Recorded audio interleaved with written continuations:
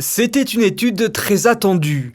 Au ministère d'État, l'INSEE, en partenariat avec le Comité pour le droit des femmes, a présenté les résultats des différences salariales entre hommes et femmes sur l'année 2019. Secteur public et privé ont tous deux été l'objet de cette étude et c'est le public qui joue le rôle du bon élève, avec un écart salarial de 0,7 points en faveur des femmes. Légère nuance toutefois, 53% des postes supérieurs sont pourvus par des hommes. Je crois que c'est une question de mentalité, c'est-à-dire qu'il ne faut pas finalement s'attacher à savoir est-ce que le collaborateur est un homme ou une femme. Il faut s'attacher à sa compétence.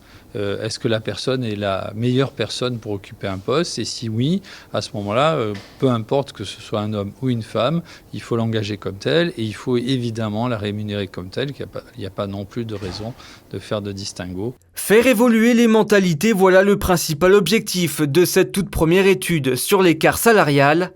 Si le gouvernement se montre exemplaire, le secteur privé est quant à lui moins équilibré, avec un salaire médian de 5,9% en faveur des hommes. Cette valeur, bien meilleure que celle de la France par exemple, permet à Monaco de se classer parmi les 10 pays les plus égalitaires selon les critères de l'OCDE.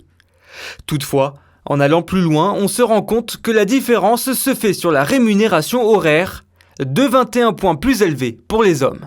Ce à quoi nous allons nous attacher, c'est dans un premier temps à chercher à mieux comprendre et mieux expliquer certaines des disparités pour s'assurer que disparité ne veut pas dire discrimination et de travailler en amont, notamment dans l'éducation des jeunes filles pour bien leur faire comprendre que toutes les carrières leur sont offertes aujourd'hui et qu'elles ne doivent pas se fixer elles-mêmes de limites. Voilà les bases de ce qui s'annonce être un grand chantier du gouvernement. Prochaine échéance 2024 avec une nouvelle étude de l'INSEE qui permettra de noter l'évolution des écarts salariaux sur plusieurs années.